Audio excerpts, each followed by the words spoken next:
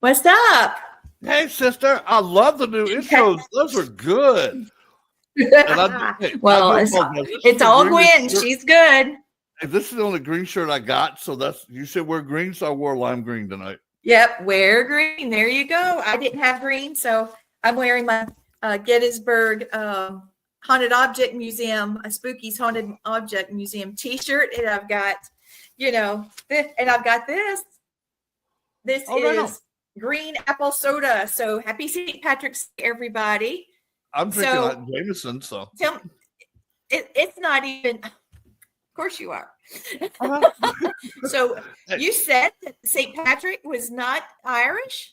No, he was from Welsh. He was brought over to Ireland as a slave, and he worked as a slave for 6 years, and he somehow got himself back over to England into Wales, where he joined the church and became a preacher. Then he went over to Ireland as an ambassador to teach some of the heathens over there to be Christians. And so after a while, he changed his name where it was more Irish sounding for the Catholic Church. So they named him, it was Patricka, and I forget what last name they gave him. But I did know his original name, but I forgot it. I'm getting old. That's all right, because I would forget it after you told me. So there you go. We're good on that one. Yeah, this is the way it is. Here comes Thomas. Happy St. Patrick's Day. Thomasita! The old Thomas Patrick Gormley, I'm all in black, so, That's all right. It matches your heart. Yeah, it does. I mean, which is why I'm in black too. You know that much about serial killers, so.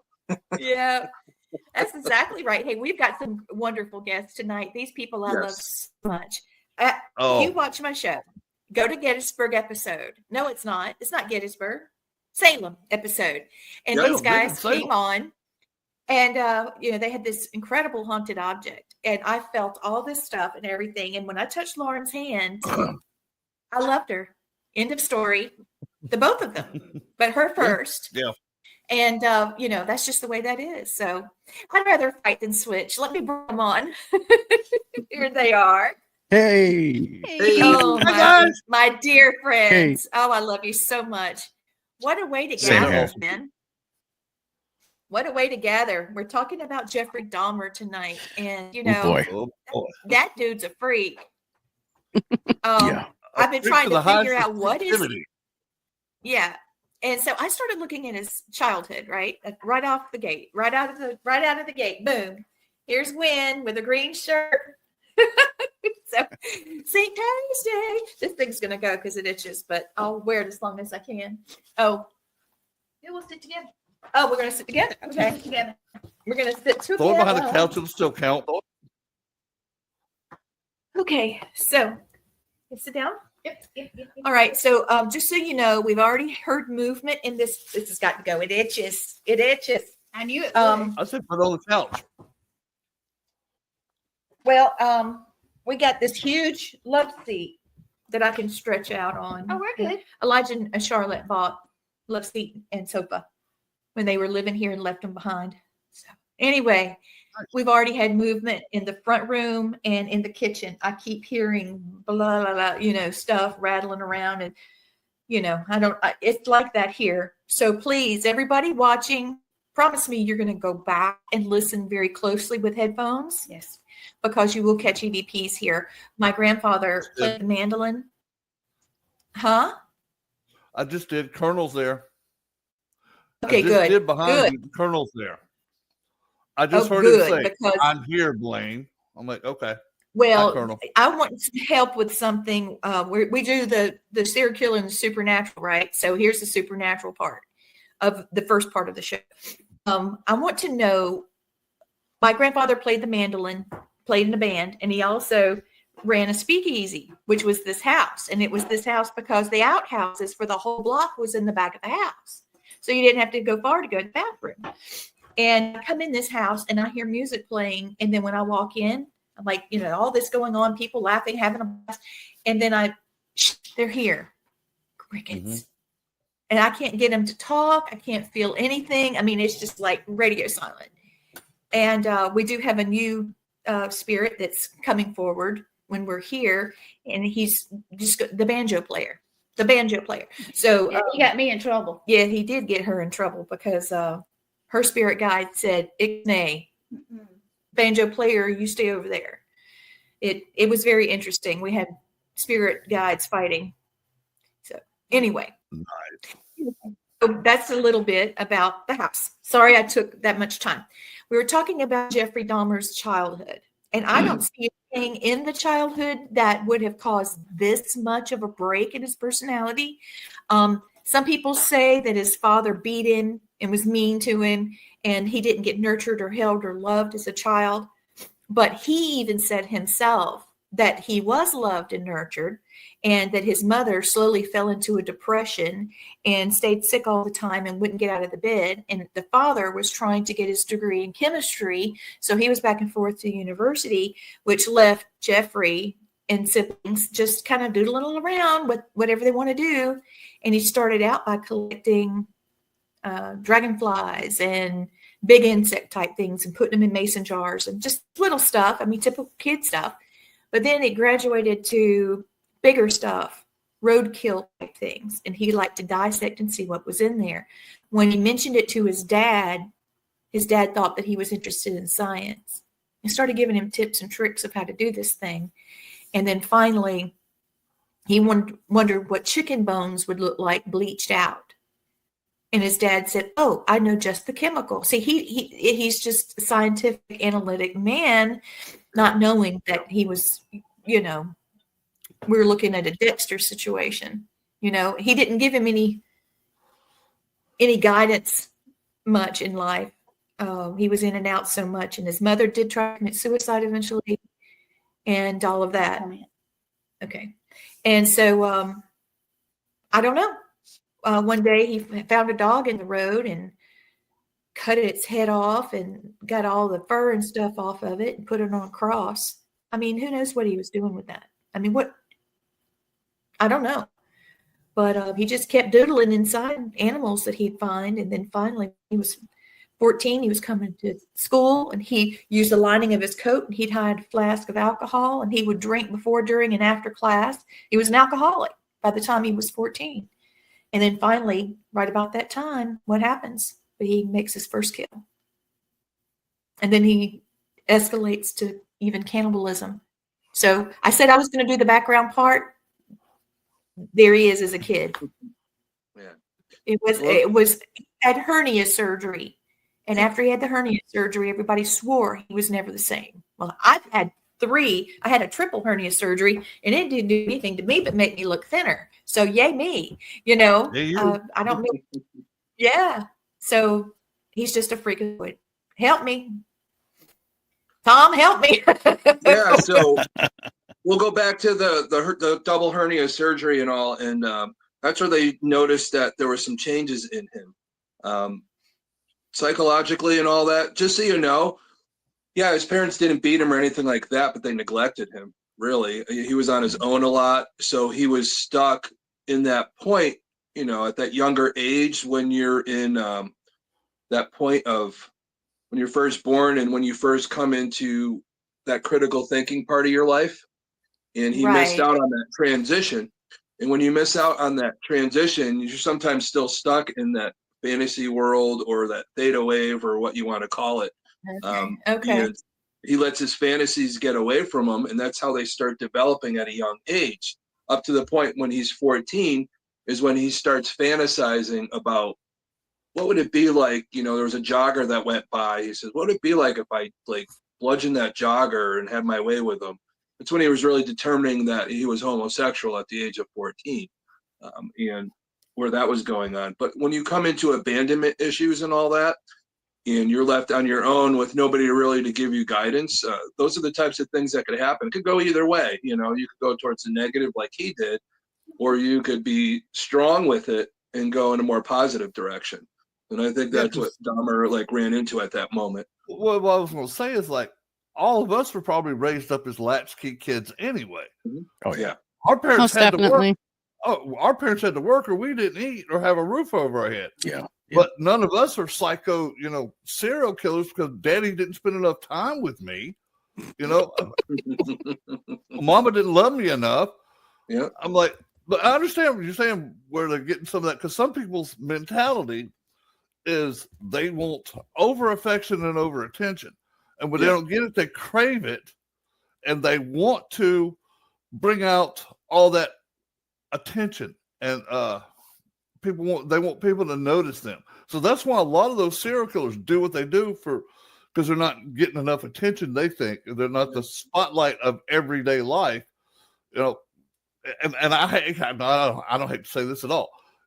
Grow up and take it like a man and grow up. Yeah.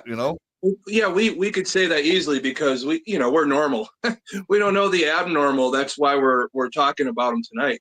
But one of the things where you're talking about wanting attention, when he was in high school, it came to the point where he was the class clown.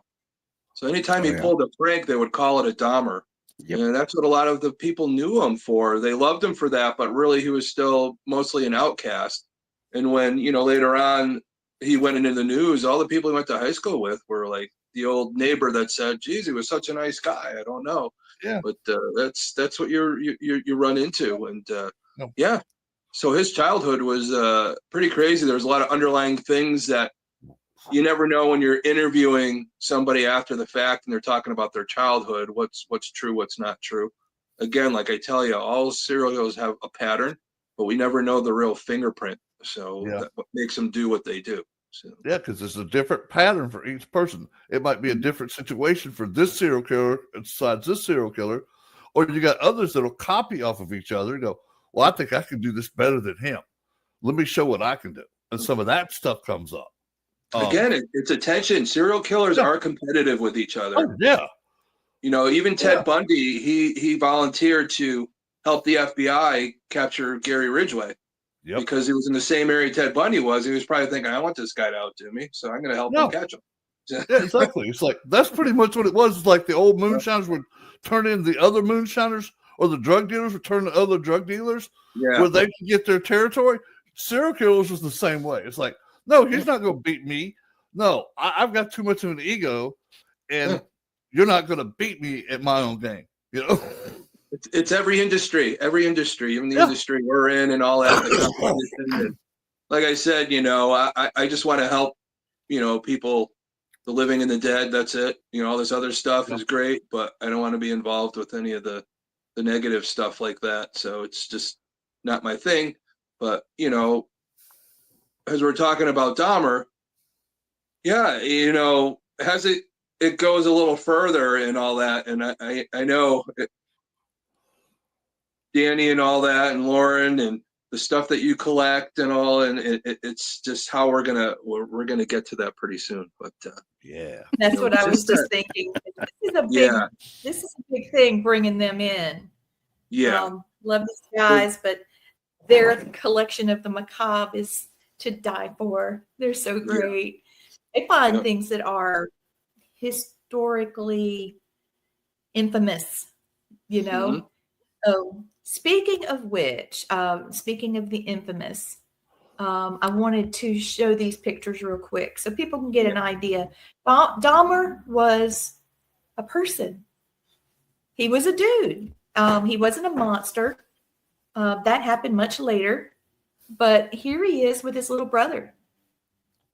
And just so you know, his mom and dad ended up going to counseling, and they were trying to make it last until the kids were out of high school, and it just didn't work out. And they ended up getting a divorce, and he graduated high school. And he was supposed to go into college. He made it in for 3 months, and then his dad made him drop out. So that was a massive waste of money. Yeah. And then here's this big house he was living in, and his dad was out traveling doing his thing.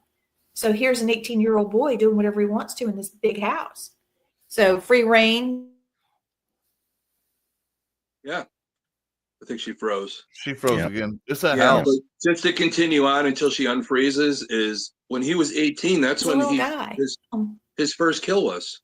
So, but yeah. Here he is. He was a shy little boy, didn't say much of anything. In fact, his first grade teacher put on his report card that she felt he was being neglected. and that he was too shy to speak. Wow. He was being neglected.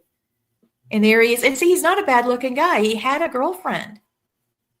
And then all of a sudden he realized he needed a boyfriend. And then he had one of those. And then that didn't work. So that was his first kill, I do believe. He said he just didn't like being with people that wiggled and talked. He just wanted them to be still and do their, let him do his thing. Yeah, So, his first victim was a hitchhiker on his way to a concert, and talked him into having a few brews back at the house, and he ended up bludgeoning him to death with a barbell, and took him apart, put took a him under 10-pound the house, barbell and and all that. out of him. Yeah, I think the first victim's name was Stephen Hicks, if I'm not mistaken. You're correct. Yeah, because my brain is, Oh, wait a minute. You go. I'm not good with names. Stephen Hicks was June 18th, 1978. Look at the Haven't lost it 17 yet. that we know of. Haven't lost Jeez. my mind yet, so I still remember. Good job. You're Yeah, doing good, Thomas. yeah. You're I not know. just Not that pretty. old yet. Yeah, it's not all the rabbit hole. Yeah, but even with that, that's what kind of started it, and that's before he went off into the military, and really a lot of the alcoholism, his abandonment issues, those types of things. What his, we talk about the triad of a lot of these people: the killing of animals, the wetting the bed into the teen years, and starting fires and all that. Usually, there's like a little bit. It all goes around that, and you have the thing with the animals and the obsession with it and what they look like on the inside, and him coming into his own at that 14 to 18 and knowing that he preferred men and his fantasies and all that, and just the fantasies to kill him. And then when you want to see what it looks like on the inside, you have a fantasy about that, and then what happens, he wants to kill and see what they look like on the inside, and which is crazy. But that's that first kill, what led him to that psychosis. And then, we were talking earlier before we came on, but he did go off to the military, and he was honorably discharged because he couldn't do his duties. He was drunk all the time. There's pictures of him. We could find him on the internet, just on his cot, just laid out from drinking, and it's like, how do you function? He just didn't want to be there. He didn't want to be anywhere. A lot of depression.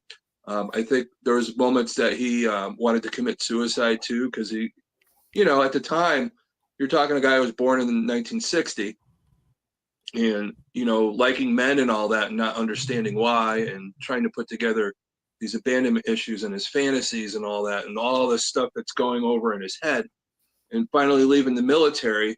He didn't want to face his father. He still had that fear of disappointing his father because he wanted his attention, and the only way to get his attention if he did the right thing. He felt like he was doing the wrong thing and wanted to avoid it. But he ended up in Miami, Florida. And this is where it gets weird. This is the one I want to talk about. We're going to go off the rails for a second here. Now, the year he was in Florida, I don't know if do you guys remember the case where the young boy Adam Walsh went missing from a mall? Mm-hmm. Yep. To the point where they found him murdered, and his father ended up doing this. Yeah, his father ended up doing this show and helped find all these other people that were on the go and helping solve crimes himself in honor of his son. But this is where it gets weird, because Dahmer was in that area, and he was said to fish at this lake, and that's the same lake they found the body of Adam Walsh. Some people have said to have seen somebody that looked like Jeffrey Dahmer around the mall that day, but also the guy that admitted to it, but we don't know, he might have lied, was Otis Toole. Yep. And so there's that up in the air right now. And when they interviewed Dahmer, he said, no, I didn't do that one. And I think it was more for fear because he was already in prison. And one of the things, me being a former prison officer, is if you're known to be a pedophile, you're going to have a hard time in prison. And that's what he was worried about. He didn't want to admit to that. Whether he did it or not, we're not going to know, because both parties are pretty much a past. Otis Toole's not around anymore, and so is Dahmer. True. think I quieted you all. No, I'm just sitting there reflecting. Yeah, we're all taking it in. It's one of those unknowns. It's like, wow. Yeah. Well, That makes, you think about it. Go well, ahead, Lee. you know how he loved taking the heads off the animals? I got a little bit of a delay, so if I speak over you, I didn't mean to do that, Blaine. Excuse me. Oh, you're good. I'm just having got a little trouble in this haunted house I we're know in. where you're at. Yeah, you stayed over here. Okay, so I was thinking about how the pets, well, the animals that he fiddled with that were already dead, and the ones that he killed, and then as he was killing people, he would always want to keep the head. Yeah. The only one that he didn't keep the head was a guy that he didn't find particularly attractive, and then he just messed with it till it became goo and whatever chemicals, and then he tossed the whole thing in the trash. Yeah. And yet, little Adam never found his head. Right. No. Yeah. So that's why I was leaning that direction just now. It is, because you really think about it. But the problem that I'm having is seeing his MO as he developed into this. That might have been the early, because he had already killed somebody before the Adam Walsh stuff happened with the Stephen Hicks. But you really, and who else he might have done, while he was in the military, there's nothing that he admitted. But the age of Adam Walsh doesn't match up to his MO. Again, his youngest victim was 14, but he said that he didn't look like he was 14. So, it's not like you meet people, you're not going to know everybody's age. Yeah, it's true. Yeah. Mm-hmm. Interesting. Yeah. But he seemed to like, teens. That just seemed to be his thing, because he wanted to dominate. His desire to control things led to him finally drilling holes in people's heads, trying to make them sort of lobotomized. Yeah. Zombies. That just where his mind. Yeah. But let me get into that a little bit for you as we're talking. There was the point that I talk about him being abandoned a lot.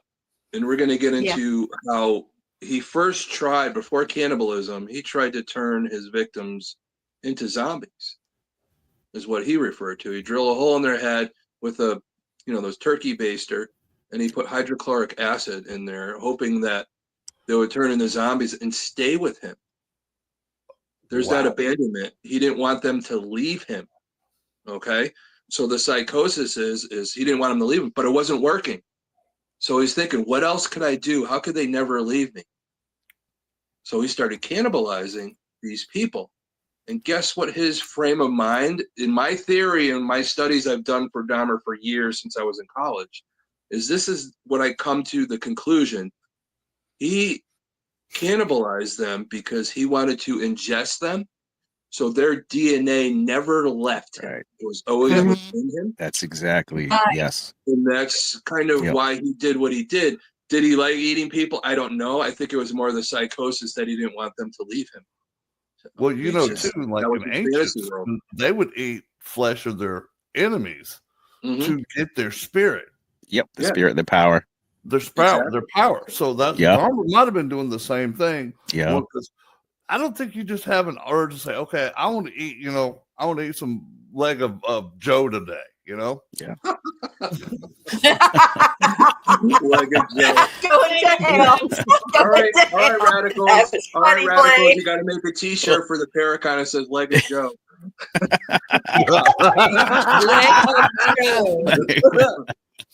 Oh, holy hell! Jeez. That's the best thing come to my head.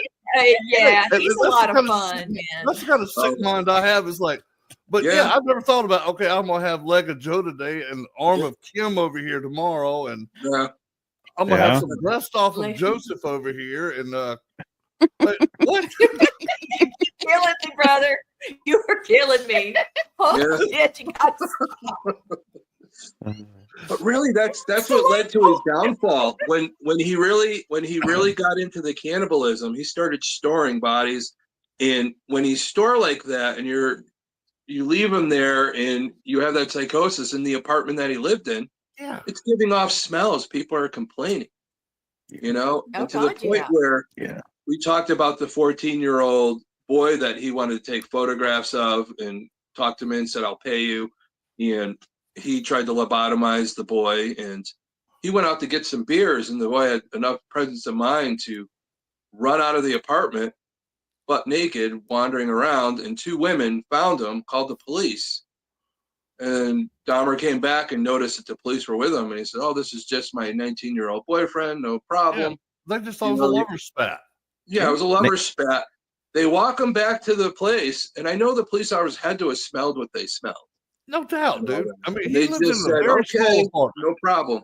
I think his apartment was only about 600 or 700 square foot, so it wasn't that big to begin with. Mhm. Y'all, guess what his job was? I know you know, Thomas. Which one? He had Okay, many those jobs. of you watching, I want you, don't cheat. Type in what you think Jeffrey Dahmer's job was. Where did he work? I bet they don't say anything. There's a All few right, of them. I'm going to so say there'll it. be there'll be a few like that. 3, 2, no response. 1. He worked in a chocolate factory, y'all. Oh no, just no. He worked in a chocolate factory. Chocolate covered leg of Joe. Yeah, Willy baby. Wonka here. Oh boy. Yeah. Yeah. He's Easter's He's coming. working in a pie factory or something, It's I was thinking like fantastic. he served ice cream or something. It's like, no, he was having chocolate sauce with leg of Joe today. Like a joke. Here he comes with the leg of Joe. But that wasn't his only job. That was like around that time. Do you know he was a phlebotomist too for a while? Oh, wow. That makes He must have learned that Then skill why in the didn't middle he school. use We taught that? how to do that. Yeah. So he had a lot of different Phlebotomist jobs. is He couldn't keep a Will. job. So yeah. Yeah, I Jeffrey think the knows chocolate the one's the will. only one he really liked. I would too. I love chocolate. I do too. Yes, you do. It's good stuff, especially So- with peanut butter. Oh, yeah. Danny, Lauren, I'm going to, y'all, Leg of Joe leg of Joe. Here Leg we of go. Joe. and Here chocolate. we go. Like a joke. Chocolate sauce with leg of So, Joe, dude. Dahmer menu, knowing, like a joke. Leg of Oh Joe my with chocolate God. sauce today. we go this direction. But I think this is a good Save time. us, Danny. Save this us, is a Danny. perfect Tell us time. about, We're halfway in. yes, And yes. we're talking about Dahmer's apartment. And, we'll talk about when he was busted, because I know Blaine's going to talk about that because he has some really good information about that. But at the moment, when you live in an apartment, of course, you're going to have utensils. All right. And we're talking about him being a cannibal. So Yeah. what are the Yep. chances? What do you have for us, Danny and Lauren, tonight to show the public watching us right now? And Lauren's grabbing it what now. it is. This is Chocolate eyeballs, Teresa. That's hilarious. that's a fork from Jeff's apartment that was confiscated. Holy shit. Yeah. This is actually The leg of Joe with. yeah. Yes. The leg of Joe. Yeah. So basically what happened is when they went into his apartment and they realized what was going on, they couldn't destroy any of the utensils because it's now crime scene evidence. So it needs to be, protected. Yeah, like if you use a gun, that goes into crime scene evidence. Can't be so destroyed. same idea.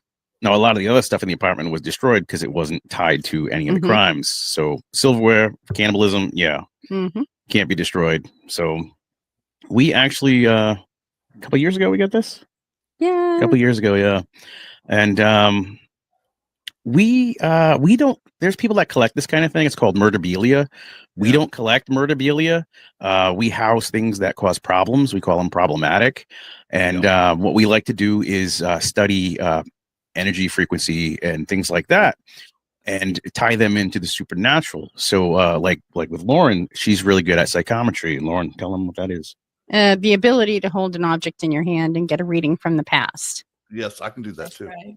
Yeah. So what we try to do is get items that are charged with energy, whether it be good or bad, and study them for psychometry. And we came across someone who had acquired a bunch of things from Lionel Dahmer, Jeff's father. They were released from lockup After so many years, they get released, and they released it to Lionel. Lionel wanted nothing to do with any of it. And this guy is one of the world's biggest murderabilia collectors, and he swooped up everything. He's actually has Jeff's ashes. And all kinds of crazy stuff. He's got school, childhood projects from school, and all kinds of crazy things. And knowing with what we do, this was like, okay, we have an opportunity.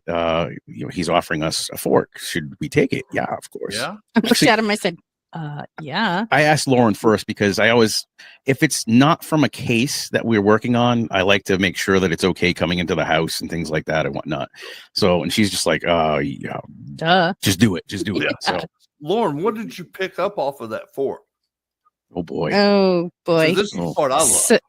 So I've actually held the fork in my hand 3 times, and for a little while, it wasn't in a case. It Yeah. was just held. Yeah. And the last time that I held it, we were actually doing a presentation at a retirement community. Oh so boy. pretty much everybody was half asleep in the audience. You know, teeth are falling out of their mouth. It was a spooky Halloween thing. Yeah. That we were doing for the retirement community. And I'm holding the fork, and Danny's looking at me, and he says, "Are you okay? You okay?" I'm like, "Yeah, I'm fine. I'm fine." And I almost hit the floor and threw up at the same time because the energy coming off that fork was way too much for me. She turned so pale. It wasn't, you just instantly knew something was wrong. And even being skeptical of paranormal and scientific, it's like, okay, since she's held this, there's a problem. So yeah, all right. He's just my protector. That's all. Give it to me, so that way, When I picked up, and I've never touched that fork, but I picked up a lot of anxiety, a lot of fear, a lot of anger. Now there's a little story as well. Is one of the first times we ever brought it out was at the Sleepy Hollow convention, the paranormal convention in Sleepy Hollow, and again. Yes, you were there. Yes. It was awesome. Yes. It wasn't in a case at that time either, but what we did is we piggybacked it for safekeepings with a human skull that we have that was problematic as well. So they traveled back to back, we kind of piggybacked. And the night was over. We're in the hotel room, and the skull is on the desk in the room. Lauren's laying on the bed. We've got some leftover Chinese food, and we didn't have any utensils. There was no utensils. So I'm sitting at the desk, and it's 2 o'clock in the morning. No, you did not. I was sitting at the desk. It's 2 o'clock in the morning, and I look at Lauren. Hell's to no. I look at. That's good. Yeah, it's crazy, right? But hey, I was munchy, lo mein, and so I look. I open the skull case, the fork is in there, I pull out the fork and everything, and I look at Lauren, I look at the fork, I look at Lauren, I look at the fork, and she's over there going like this. Don't you dare. Don't even. And believe me, it ran through my mind like you wouldn't believe, because I wanted this lo mein, but I didn't want to get my fingers dirty. And I turned the fork over, and as I looked over on the back of the fork, the only way I can describe it as a speckle of biomatter. Awesome. On the back of the fork. So I was just like, nope, I'm gonna eat it with my fingers, because needless to say, he's not divorced. They can't clean any of the evidence, so whatever's on it is on it. Yeah. So Have you ever yeah. like sprayed it to luminol or anything? No, not yet. Not yet. Not yet. We're actually gonna get another case for it that's double-sided so people can see the speckle as well. Yeah. But that's just sitting with the fork right here. It you're absolutely right, Blaine. It's very anxiety ridden.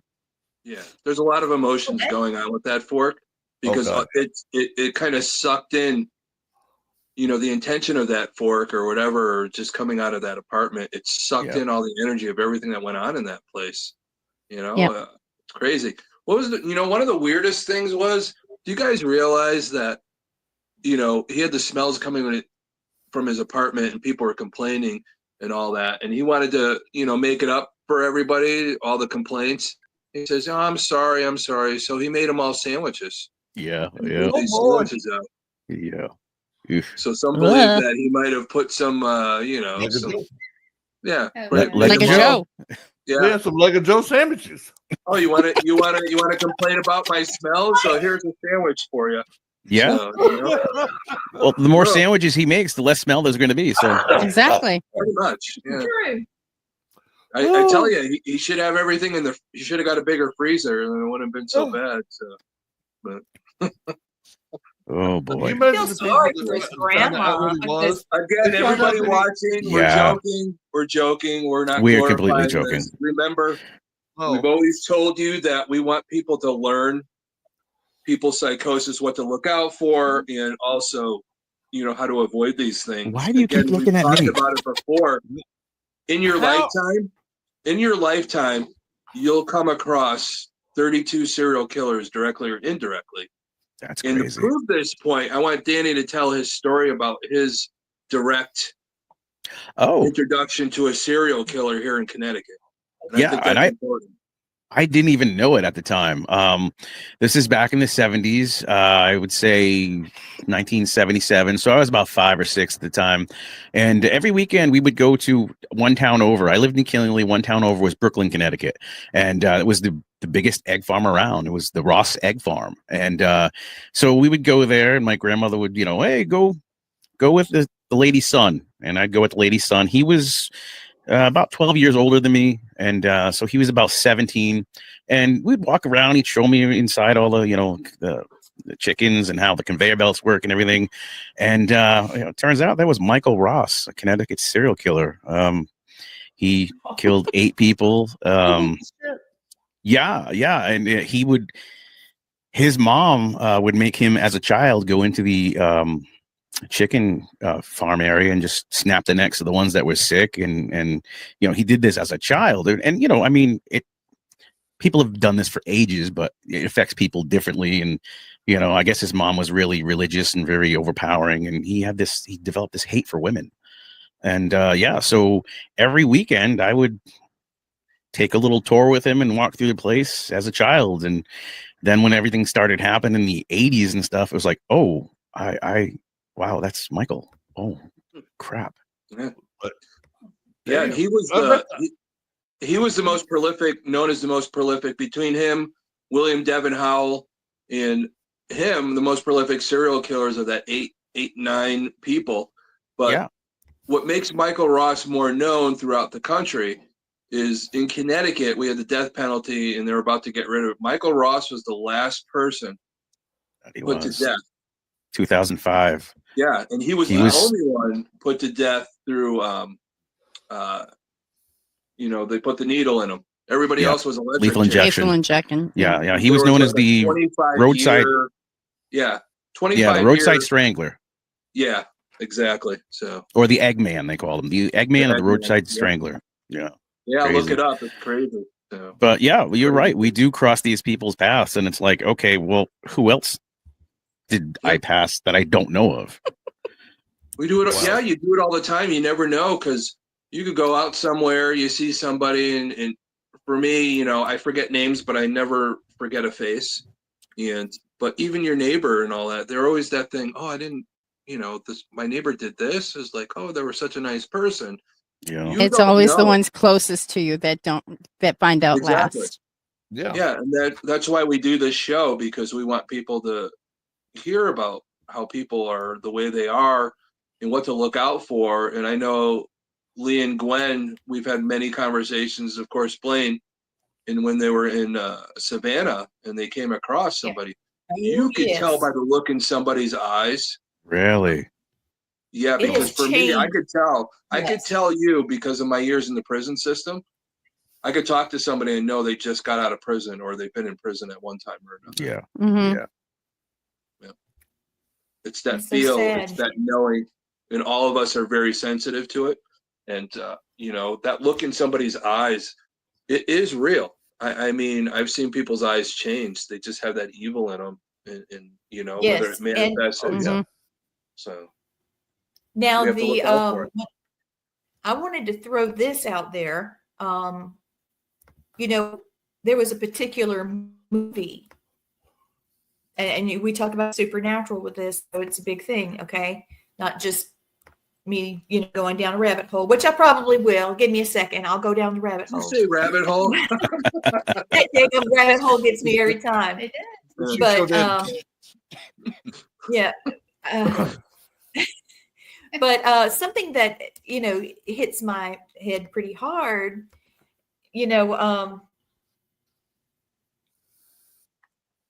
well, hold on, give me a second. Let me put it in my brain, because the way I was gonna say it kind of got messed up. He was watching a movie that was a horror movie, and there was a particular scene in it where he would watch it. His victims that survived talked about it, and how he would watch this particular scene and he'd start getting fired up. They had a particular smell in the room, and they thought it was the stench of whatever was in the barrel, but it only started when the movie started, and the movie was about demons. Yeah. And, we I know the talked movie. about, okay, what is it? The Exorcism 3. Yep, Exorcist 3. Okay. He was obsessed that with was that his- movie in Star Wars. Star where Wars, he was Return of the Jedi. obsessed. But Exorcism he was- 3 is about a demon serial killer. That's what it really the premise of absolutely. that version of the Exorcism is. Yeah. Well, what do we do now? He knew what he was. He knew what he was, and he knew what he would get off on, what it would make him happy. The whole point of him doing it. And he said that he wouldn't stop. Better keep him where he is, because he won't stop. Yeah, when they interviewed him, I he do said believe he wasn't we have captured. another. Yeah, if he wasn't captured, he said, I'd keep killing. He says couldn't that. stop He would have kept himself. killing until he got couldn't caught. stop. No, Please he help me. I can't stop. But that's the whole thing is So, when you can't stop killing, how do you stop a killer? I know Blaine, with his near end, you got a lot of information on that. So that's like a good way to look at it. that when was he my finally- next thing. Yeah. What was it? I think it was Tracy Edwards was the last victim. He's the one that he tried to handcuff. Yeah. And Tracy Edwards put it all together. He's in there. He's like, oh my God, it smells weird. Look at this. And it finally dawned on him, I got to get the hell out of here. And he escaped, found a couple police officers, and brought him back to the house. And that's where really it gets bizarre. And I know Blaine has that background of his capture. And, that's Let me put the list up real quick of his victims. There they are. God bless each one of them. I am so sorry that is how you ended. How horrible. Okay, Blaine, take it away, big man. What I want to know is why it took him almost 10 years between his first killing and his second killing. Because was he in the military then after his first killing? Okay, that makes sense. Because 18, he went off to college. It didn't work out. Yeah. There was a lot of things between him and his father. The arguments back and forth, and his father says, you need discipline. He went out to the military. There was a lot of things going on that he was trying to make sense of. But there was a few years too. He was really scared. We don't know about the what? Yeah. It was a few years. He was really scared that he was going to get caught from the first one too. So he kind of held low. Yeah, usually serial killers won't do that unless they're incarcerated or they joined the military or they died. Yeah. So usually when they get that urge, they can't stop that urge. They got to keep going after that urge. And the more they kill, the more they get the urge. Yeah. But he was a schizoid and all that, but he still had feelings. And like Danny's right. He had that fear he was going to get caught. He still had for a while. Self-preservation, at least. Yeah. Yeah. He still wanted to, impress his father. There was still a need to be recognized and all that. So that's what makes him not, a psychopath. So he's got other, that's what I thought was funny. That's what I thought was funny earlier when you leave off the fact that they think his dad beat him. His dad was a mousy little man. Mm-hmm. If he was beating on him, he wasn't hitting him too hard because the man probably couldn't lift up 10 pounds. Thank you. He was a little dude, and there was no way, even at his best, that he would be able to handle it. I'll give you a prime example. He looked a lot like Barney Fife from Andy Griffith Show. He was that little. Yeah. But a good wind would pick him up and throw him across the room. But I'm just being honest with it. What his dad was. That's the thing is a lot of the times with the divorce at the young age that he had with his wife Joyce, Lionel, and him going, he's a chemistry guy, you know, he more looks at the science of it. You know, you wonder sometimes the feelings and how he wants to treat his son, the neglect there. Maybe he felt guilty. You know, that's more of the guilt and how we remember things growing up.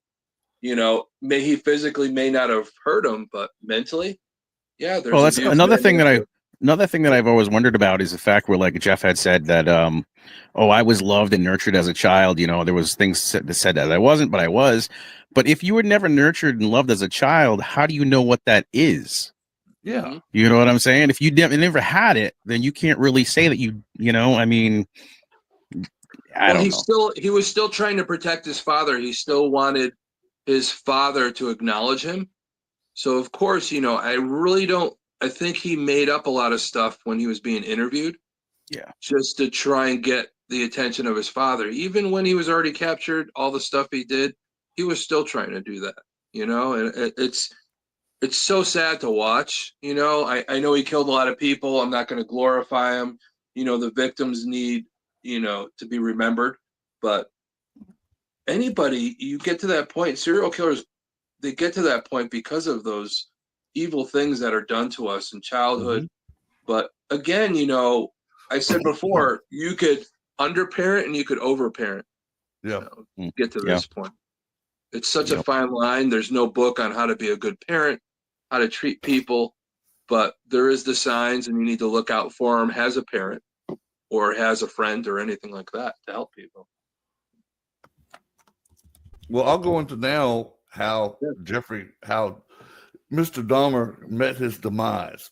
Him and another inmate were mopping up a floor, and the guy said, "Hey, I can become famous. I'm the one that's going to kill Jeffrey Dahmer." And he took the broom handle, broke it off, beat the living bricks off of Jeffrey Dahmer, sodomized him with the broom handle, mop handle, and then he actually had overkill because he hit Dahmer probably about 130 times with that mop handle. I mean, he beat the living bricks off of him.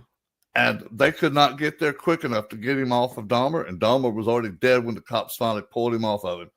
And the guy already was sentenced to life, so like he didn't care. He's already going to spend life. Yeah. Now he's infamous for killing Jeffrey Dahmer in prison. Yeah. So that was a badge of honor for him. Yeah, that Christopher Scarver, and you're exactly right. He knew what he did, and yeah, you know, you want to. It's that challenge. It's the wanting to be recognized as a murderer, and you kill the Jeffrey Dahmer. Oh, crazy! But Honor the among thing is thieves, eh? he did kill a 14-year-old boy. It's still pedophilia, even though you look at it. Kids under 18. Yeah. So these people in prison, they don't put up with that crap. No. So, No. you know? That's what surprised me to begin with, why he was the general pop to begin with. Yeah. Usually they'll isolate somebody like that, especially Oh, geez, yeah. a serial killer, a cannibal. Yeah. Pedophilia, necrophilia, cannibalism. Yeah, the pedophilia and all that. I'm going to tell you something. There's sometimes in the prison system, and I worked in it. The place I worked at was a psychiatric prison. There's one dorm specifically for people that were convicted of crimes of pedophilia or anything like that with children. It was separate from everything else, just for that purpose. They weren't intertwined or interconnected. But, you know, I firmly believe that there's some, I want to say some officers I worked with, sometimes you pay somebody enough, they'll move somebody into a certain situation, put them on a cleaning duty, and let somebody do what they want with them. So it's the same thing we talk about. What was the guy that everybody's talking about supposedly hung himself, and people think that. Oh, Epstein? The what? Oh, Jeffrey Epstein. Yeah, Epstein. So that thing, to me, I look at it knowing I worked in the prison system. That was a setup. I could tell, I could smell it, And oh, dude, that was such an easy setup. Yeah, but that's our society, When people do evil things, there's people playing the long game. Yeah. All right, I know somebody that knows somebody, and you took my loved one away from me, so I'm going to say somebody, and that's going to happen. So that's evil gets evil sometimes. And, I'm not going to put up with that either, because I work professionally in a prison, and I don't want things to be done for the wrong reasons. When people are in prison, they're being punished. I'm not going to punish them anymore as long as they follow the rules. But, there's other people that feel like, all right, they shouldn't be living anymore. I'm mad that they're able to live in prison and my loved one's dead. Yeah, exactly. Yeah. Somebody's going to get paid to say, hey, put this person, have them mop a floor while this other guy, psychotic too. Takes them out. I'm afraid, we're going to have the same thing with the guy that's here in South Carolina. What's his name? His trial just, Oh Lord! what the hell am I talking about? We had Pam on. She was talking about it. Speedboat killed a girl. No, Murtaugh. Murtaugh, yeah. Murtaugh. Yeah, Yeah. I think that we're going to see something like that with that case. I hope I'm wrong. I really We already do. have. But we probably have seen some retaliation, and Yeah. it's just that whole case. We need to crack some that one wealthy open. guy that goes to prison for killing his family. He's not going to do well in prison. No. No, he's not. Yeah. We'll probably be talking about that case in a few months too. You have Yeah, we Rebecca will. back on We're going to too. have to. Yeah. So, what are we going to talk about next time? Next show? Oh. I know. Blame. Hey, Danny, can you help us out with that? Yeah, who I we have can, next week? yeah. Danny, who we got next week, buddy? Oh. Yeah. There he is. Perez. Now, The right there in Richard Ramirez. right there in the middle that's actually a swatch, a piece of his jeans that he wore when he was doing the bad things that he did. Now, one thing that I do want to say is, like, a lot of this stuff that we only have a few of these things where the relics of serial killers and things like that. A lot of the stuff we have is paranormal related. We don't glorify these objects from these serial killers and these tragic things. We don't seek them out. We don't think it's cool or anything like that. We get them to study. We try to get, like Lauren can do the psychometry thing. We try to get into the minds to try to, like you guys said, to throw out those warning signs. If you can get into the mind of a killer, then you can understand how and why. And I'm trying to bridge the scientific between the science and the supernatural, and that's what Lauren's helping me do. No, and one thing I'm going to interrupt you for a minute, Lauren. One of the things you can do with that too is we're allowed to remove the energy of the victims off of that stuff. Mm-hmm. And that's a plus. Completely separated. You'll still be able to pick up the energy, but the person that was hurt by that other person, they will not feel that no more. They will not be that trapped that they're stuck with that energy for all time. Now they're separated from it. Now they can stop becoming the victim and become the predator and go back after the person that hurt them now. Wow. Well, no, it's the same thing as cutting the cord. Some people, when they pass and they've been traumatically killed, they're still wondering, okay, somebody needs to hear my story and how I need to pass. They want to hear my story, whether it be how you have those artifacts. That's part of the story. Yes. Some people are held back by that darkness, that trauma. And when we recognize them and we tell their story, they have the ability to cut that cord off that object or off that memory and be able to pass on. And us, as we do this, are able to help and do good for taking away that was bad. Taking away that control that person had over that other person. Yes. Now their control is gone. And this is a lot of cases I get with the pedophile spirits.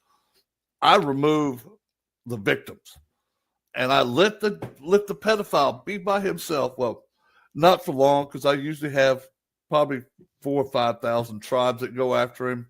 I just pick a tribe and have fun with him for an hour. Then I'll bring another 5,000, 10,000 in. Yeah. And then when he really pisses me off, I got one that Lee sent me that was a pedophile spirit. He's in a little jar in my closet.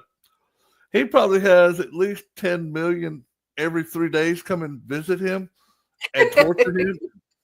Oopsie daisy. I hear him scream every time we do a show. I think it's hilarious. Wow. See, you're not so badass now, are you? When you got somebody that's bigger than you, can do more stuff than you. Now I have control. You have none, and it drives them nuts. Yeah. But I love it. Yeah, the stories are very, very important to be told, Yes. to understand as well as to inform and avoid. Yeah. Yeah. You know, it's healing all the way around. Mhm. Exactly. It's unfortunate that it hasn't come to that, but geez. Right. I agree. And like me and Patrick and Gwen and Lee, and you guys probably too, is one of our main goals is to help the people and the spirits. Yes. Mhm. And That's the If only I- reason. if That's I the can only. That's help- it. And I know that family's never going to stop grieving for their loved one that was unattainably murdered by some psychotic piece of garbage. Yeah. But if I could get their energy back to a more positive level, that is worth everything I can ever do. Completely. And help Yep. the spirits too. That's the whole Yes. thing. Even as all of us here, you know, like Gwen, like Blame, like so as shamans, there's that soul retrieval. Even though their meat suit's gone, they still need soul retrieval. Yeah. They need to come back in their own to make that decision that I'm good now. I've come to terms with what's happened. You know, I hate to tell you, you know, you have to forgive things like that. How can you don't have to forgive forget. it? I always wonder how people could forgive somebody that did what they did. I can forgive it after a while, It's the but I hardest can thing never to do, forget but it. you have to forgive it spiritually. Oof. That's you hard know, to do. Yeah, That's it is tough. hard to do. That's- Yeah, Very difficult. I will never. it is. I will never. What happened Thank to me? you, Lee. Absolutely not. Oh, Thank No, you, I will Lee. never. nope. Yeah. I won't either. I'll forget it before I forgive, and Yeah. I don't forget too much. And Lee knows that if I could go back in time and all that, I would have been the one to help her. So, you know, and she knows. Well, one of the all of us people here that have helped me each at that other's time. backs. We all have each other's Yes, backs. we talk do. about this stuff. We want to keep each other protected. We're very protective of our inner circle. And Danny and Yeah. Lauren Yes. know Mhm. that I will take a bullet for them, and they know It that. goes- Oh, Goes Same both here. ways. yeah, Goes we do the both same ways. for 'em. Yeah, because Yeah. we have our Salem 8, we have you guys, you know, Yeah. I have all these different groups that I Salem care 8 about Salem immensely. 8 with 3 step cousins. Yeah, we We're got step three cousins. step That's people Salem there. 8. So I'm A and she's B and Blaine C. Yeah, You I'm gotta starting do to it like, think you know, the Cherokee did. They what have Airbnb ABC or in the major- Verbo is going to take like 20 people at a time. Yeah. Well, guys, Get 'em- thank y'all for Got it. coming on tonight. I've got to go. I got to go spend an hour with Jennifer. See y'all next week for Richard Ramirez. I'm out of here, guys. Later. All right, buddy. See ya. Bye. Bye. Great. Thank you. Thomas, Oh I my don't think God. there's Oh enough my cherry goodness. bounce in the world for that. No, I think Heather would love that right now. So, just so you guys know, I our have friend never Heather had some tasted surgery abs- done. She's recovering and all that. And she's one of our Salem 8. We love her very much if she's watching, you know, with Adam and Nate and everybody. So, yeah, it's a close knit group. Yeah, we're the Yes. ones that stick together and we don't want any drama. We just want. Well, Just wanna help people. each other and Just and yeah. do what we do, the science of it, the paranormal of it, all the ways we look at it, and Mm-hmm. you got to help the living and you got to help the dead. So Yep. That's it. Simple. Keep it It's simple. that and simple. less It things will really- happen to you. Yep. Mm-hmm. Right intention. It have to get complicated. Yeah, Mm. I've I'm told not a people once complicated you guy. get Once you complicate it, it's like me when I'm trying to do something. If it's more than 3 steps, I don't want to do it. So, yeah, oh Yeah. Lord. yeah. I don't want to be putting stuff together with more than 30 steps. So, but no, I mean, Yeah. Jeffrey Dahmer. Jeffrey Dahmer Mhm. is, just so you guys know, it's one I've studied so much and all that, and just looking into it and looking into the human mind, and just all the people we talk about. And again, you know, we have a love for a fellow man and fellow woman, and we don't want them to be in those situations. And I know Lee, the situation that you were in. And it's all about learning and us educating people that watch this show. We don't want you to run into those 32 serial killers you're going to come to in life by average. Yeah. Yeah. When you could recognize it and know and have that discernment, it keeps you protected, and you protect the other loved ones that are in your life. Yeah, and not only that, you could actually stop the person. You could stop the future problems. So if you can recognize it. It is, especially how I really educate a lot of parents with their kids, what they're going through, their traumas, especially when I do home cases, and you could see what's going on and how that trauma is creating that paranormal issue. But yet I'm looking at the kid and what he's going through, and I'm like, potentially this kid become something worse. Let me educate him on that. It isn't always about the paranormal. It's about helping families come to, that terms of something's going on. Let's get some help, whether it be from me or whether it be from a psychologist or psychotherapist, whatever it is. We have to recognize that. We have to discern that it isn't always paranormal sometimes. No, we had a case one time where we were brought into a home, and the demon was telling him to hurt himself and harm himself and all this stuff. We didn't find anything paranormal, but I work in mental health, so I was like, listen, he's showing some schizoaffective possible disorders. I explained to him, I said, maybe this doesn't mean you're broken, this doesn't mean you're damaged, but maybe you should get checked on this just for your own safety and for your family safety and whatnot. And he did so, and he had bipolar disorder as well as schizoaffective, and they found the correct cocktail, and he's living the greatest life now. It was not paranormal. Yeah. Again, he's married now. He's married now. He's married now. That person. You help Really? that person. He's married. Yep, He's living in his Florida. best life, right? Yes. Oh, yes. Started as a paranormal issue, so and good. you guys pinpoint it. That's the problem with nowadays, is there's not enough people that do what we do. That's Yeah. my Yeah, show. no. Welcome want to to go out. They want to. the What's up, George? supernatural serial So killer they show. want to. George. They just want to go. Yeah, George is the best. So they want to go out. They want to get video footage of something going on.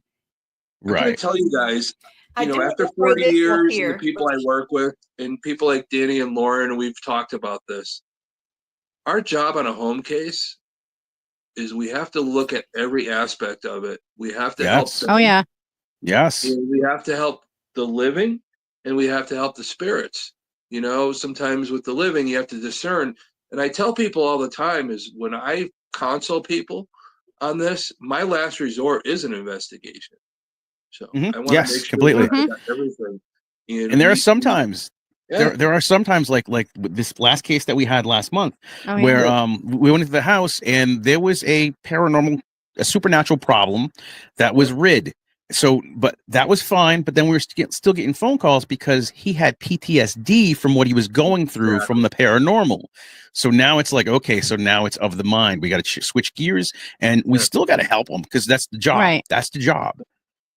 It is, because right now, just so you guys know, I've talked to you guys, some of you guys about this, but I'm part of a group now that we're another business going on. It's called Wardruna, where we're doing this from point A to point Z.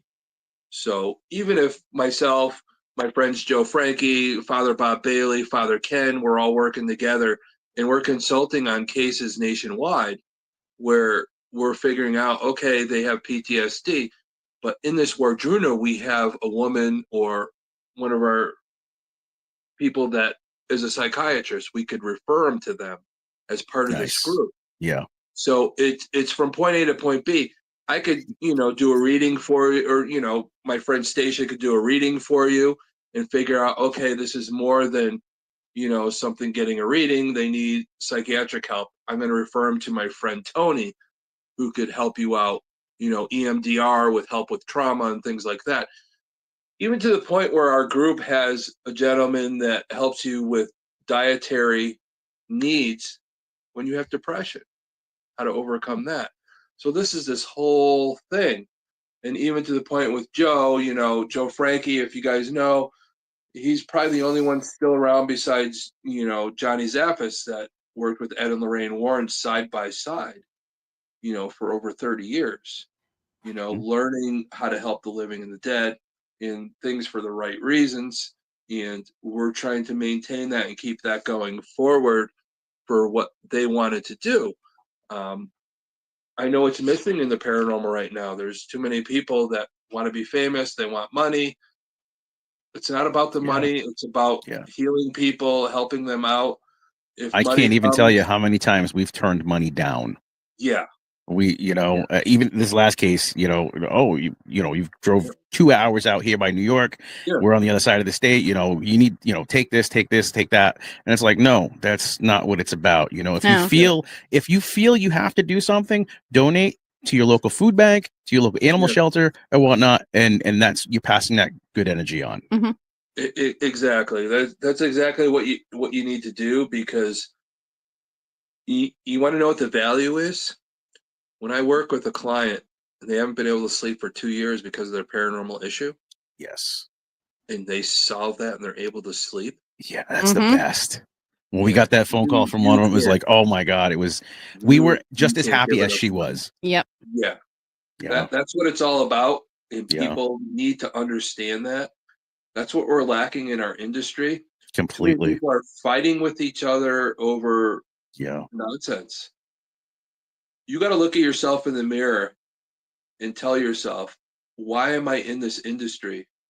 If you're not there to help the living and the dead, I don't know what to tell you. And I've said it before, I'm more than happy to sit down with you.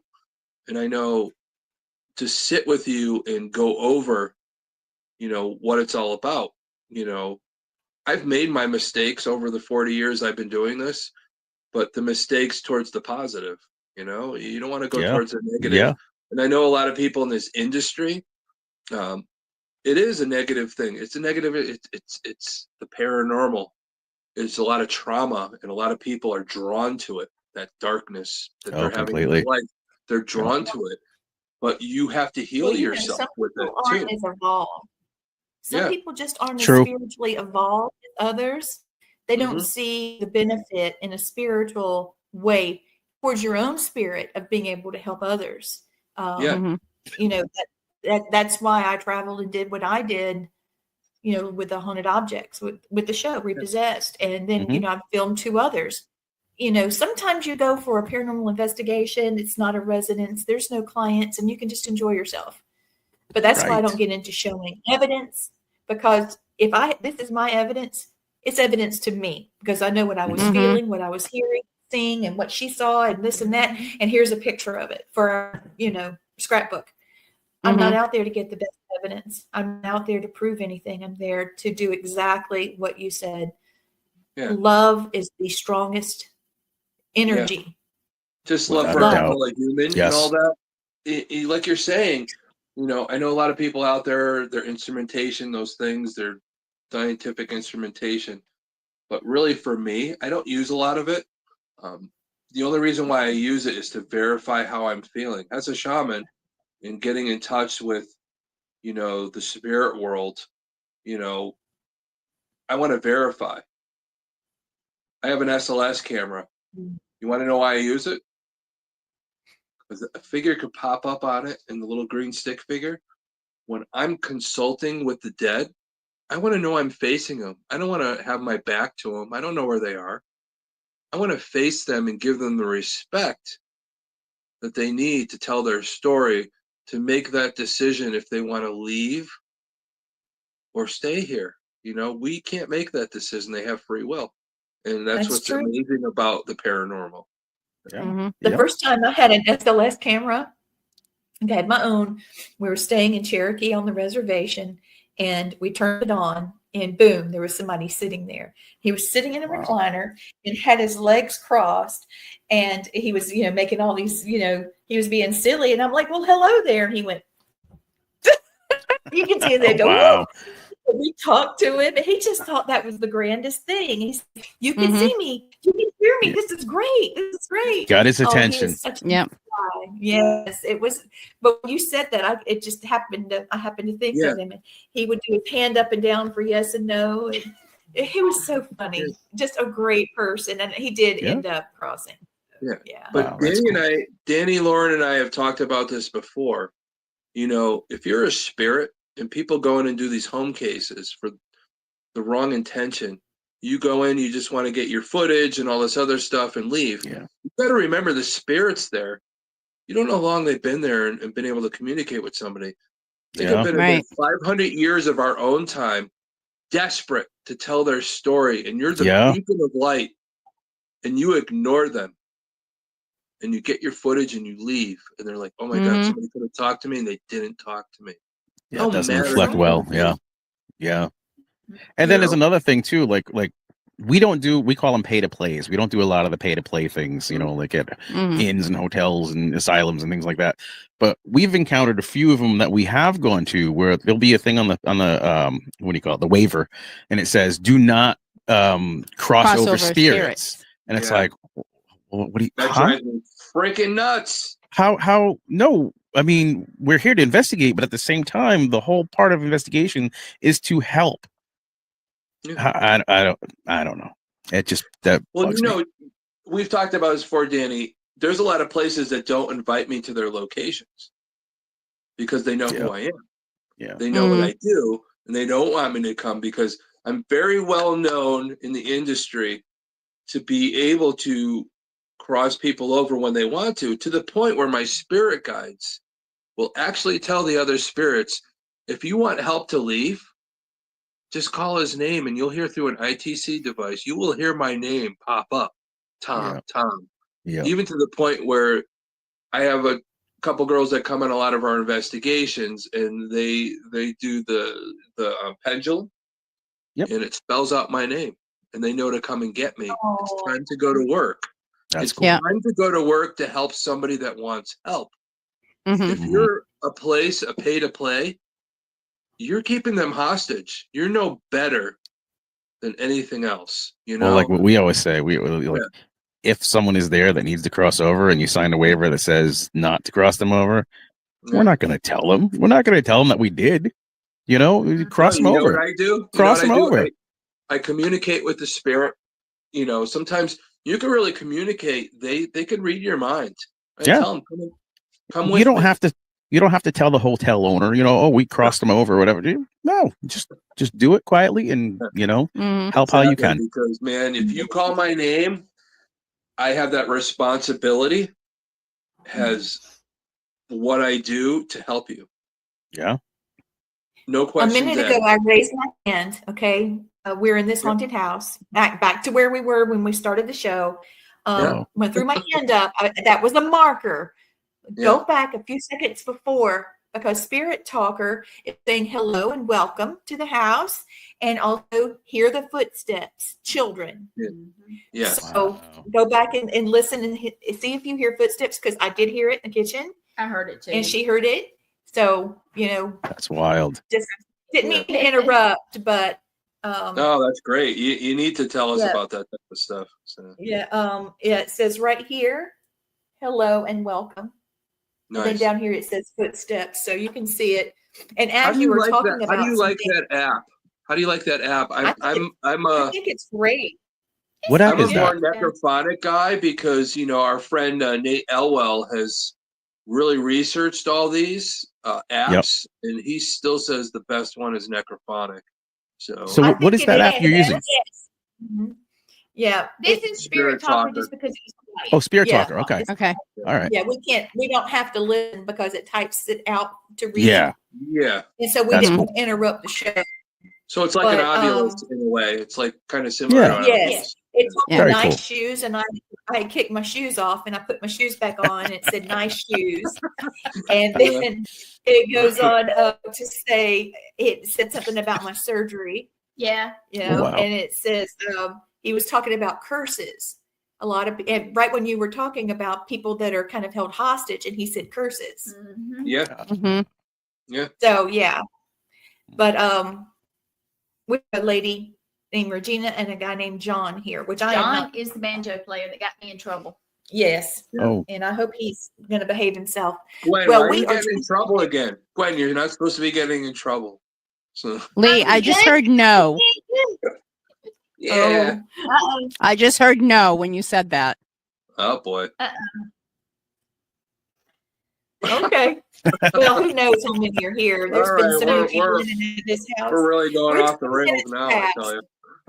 Yeah, we're 20 minutes past. I'm going to go ahead and close out. wow. I've been running. Yeah. Help me at theradicals.org is how to get in touch with the Radikals. Yep. You can So go. let me ask them real quick. Did you like the preview for the show? Oh my gosh, it That was was wonderful. amazing. Oh, I made wow. it, so I was skeptic. Okay, good. Yeah, I thought it was Excellent, amazing. excellent job. Yes. Just the other thing, everybody watching, if you want to, hang out with all of us and get to see those haunted objects that we showed on the show, Yep. CT Connecticut Paracon and True Crime Conference will be July 12th and 13th in Waterbury, Connecticut at Crosby High School. So make It's sure you gonna be go amazing. on the website, www.paracon with two N's, PARACONN.org. Get your tickets. You And get we'll to meet all all of be us. there. Yeah, we'll All all of be us. there. Every single Yeah. one of Maybe us, you even Blaine that can be on just the left. show So. too. Yeah. Maybe we can do shout outs live for you on the show. Oh, Nice. yes. Podcasting. And I'd love to have this group back Speaking again. of shout outs, usually my daughter Carissa is tuning in. So I'm Yes. not sure if she was or not because I can barely see the screen. So if you are there, my little girl, Oh, she knows Oh, what that yeah. means. I don't So see it's like her Carol on her name. Burnett. I did You not got to see do the the name Carol either. Burnett. Yeah. Yes, pull the ear. Yeah, pull the ear. Yeah, Same thing. Gotta love I it. think she got it from the Little Rascals. You know, they do that. Oh, yeah. Oh yeah. Yeah. So Central Mass Paranormal Society, ex Wolfpack Paranormal. Let's see, there's a bunch. There's a bunch. My Yeah. cousin Susan. Yeah. Yeah. Raw side. Guys, the Paranormal. radicals are the best in the business. I love them. Like I said, I take a bullet for them. We've all known each other for a It goes little both bit. ways. It And goes both ways. We love hanging out. Salem 8. We want to get you guys part of that group too, this year in Salem. Yeah. But Well, when two psychometry people, me and Lauren, when we Oh, yeah. touched hands, Oh, we knew Yes. each other, and Yep. that doesn't lie. So No. it is. she's the real deal. She's Oh, she freaks pure me out. love.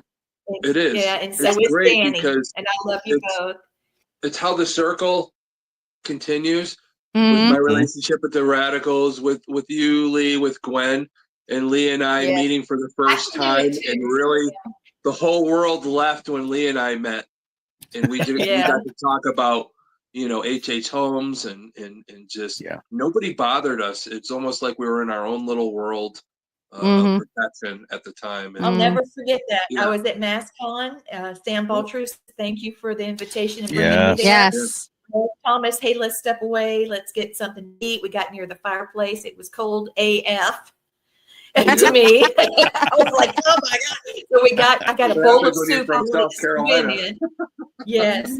So I had a bowl of soup and a sandwich, and we talked, and there was not a soul in the world that at that moment. It was just Tom in his eyes. And I just kind of told him what happened with H.H. Holmes. And I finally felt like I'd gotten to the end of that message that had, when you get a message, Lauren, when you have something that's coming up and you accidentally have channeled something, whether it's on purpose or accidental, that happened.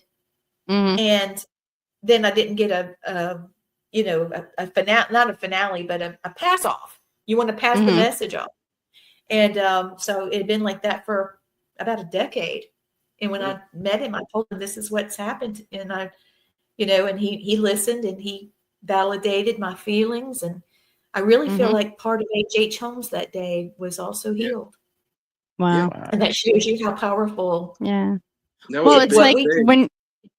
when we met About to get after we emotional. saw up in Sleepy Hollow, I mean, I'll you never were forget wearing that. your gloves. Oh, You're wearing your yes. right gloves, but when you and I were together, it was like the gloves were off. You Yeah. felt safe enough Exactly. I'll never forget it. Mama Jenny had just died then. I had Oh, just Yeah. found yes, I out. remember. And I was supposed to be there to talk to everybody. The table was already set up. Everything was set up. I'm greeting people, trying to laugh and smile in the middle of all of that. Finally, my tickets came through and I had to leave. And the only person I really talked to was Lauren and Danny. And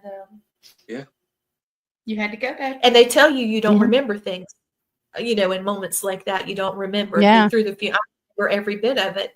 When you called me, when Mom When I died, found my mom in the floor, I called Gwen. Oh I my don't remember gosh. getting it. I remember I made Mm. this very strange noise, and then I remember I being blinked. here. I remember That's all. I blinked and there she was. It's basically when Yeah. It was crazy. Yep. she held me. They pulled her out of the driveway. I mean, we've been through some stuff here.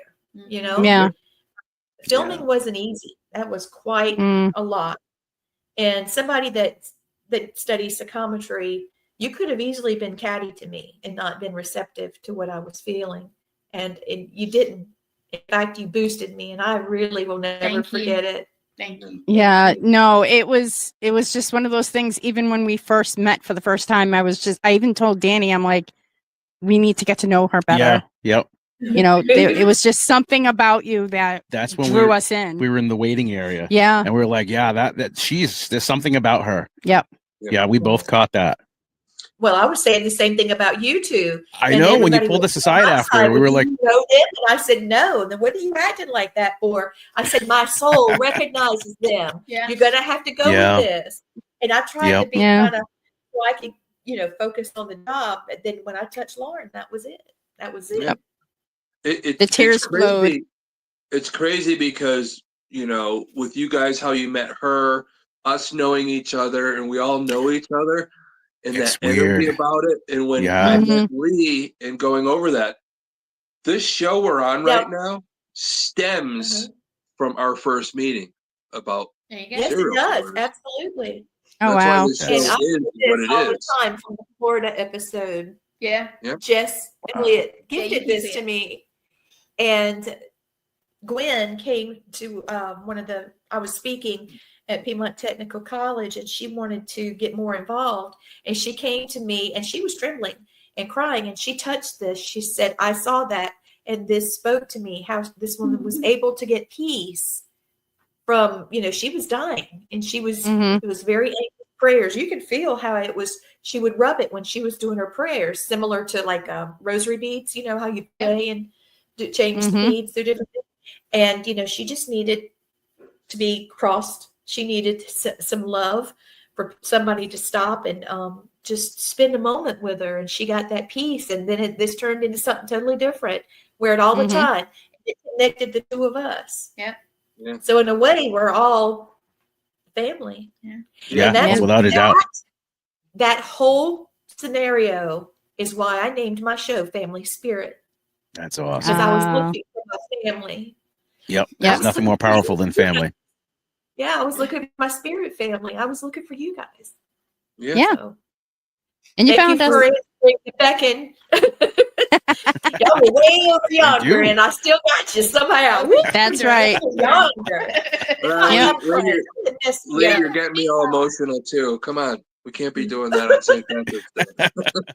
Yeah, well, it's 9:30 here, so I'm going to go ahead Yeah. and sign out with you guys. I love you very much. I'm running the Same banner. here. Got to get in touch with the Radikals. Please, if you have any questions about the Paracon in Connecticut in July, reach out to Thomas Gormley. You can reach out to me, Gwen. You can send a message to family.spirit.tv@gmail.com.